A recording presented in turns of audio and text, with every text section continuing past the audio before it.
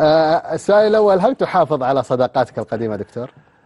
والله شوف، ويمكن يزعلون بعض الزملاء، وبالمناسبة اسماعيل ترى أنا أول مرة يعني أجد مثل الأسئلة الساخنة المباشرة. يعني العادة الشباب ماذا تحب، ماذا تعرف أنت ما شاء الله عليك اليوم تحليل. إيه، تحليل نفسي فعلا. والله يا أخي شوف، أنا الأصدقاء عندي 3 أنواع. منهم أصدقاء يعني إن صح التعبير يضيعون الوقت بصراحة. هو يتصل بك وعندي عشاء ولازم تجي العشاء، فتأتي العشاء فإذا الدعوة سواليف اللي كلنا نعرفها. اليوم شفت الزلزال اللي في أمريكا، والله يا أخي يقولون مات 15، كلنا ندري إن مات 15. جاءنا رسائل من الخدمات هذه الإخبارية.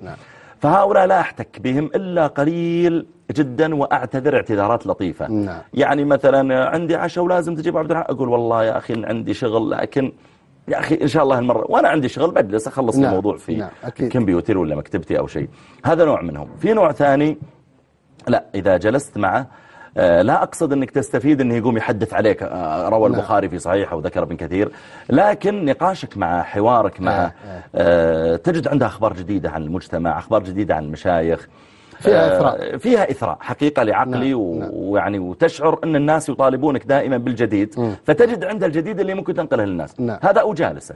بل عندي يعني مجموعة منهم 4 أو 5 هم الذين إذا أردت أني أسافر أتصل بهم، يا فلان تكفى خاوني. بحيث نحن نروح مجموعة مع بعض، وإذا جالستهم سواليفهم نفسها يا أخي سواليف راقية. لا أقصد يحدثون علي ودين كله، لكن طريقة الطرح اللي يطرحونه. أحيانا أقرأ رسالة أقول يا أخي هذه امرأة زوجها يخونها، بس أهلها ميتين، ما عندها، إيش رأيكم يا شباب، كيف أعطيها حل؟ فتشعر أنهم يثرونك يعني عقليا.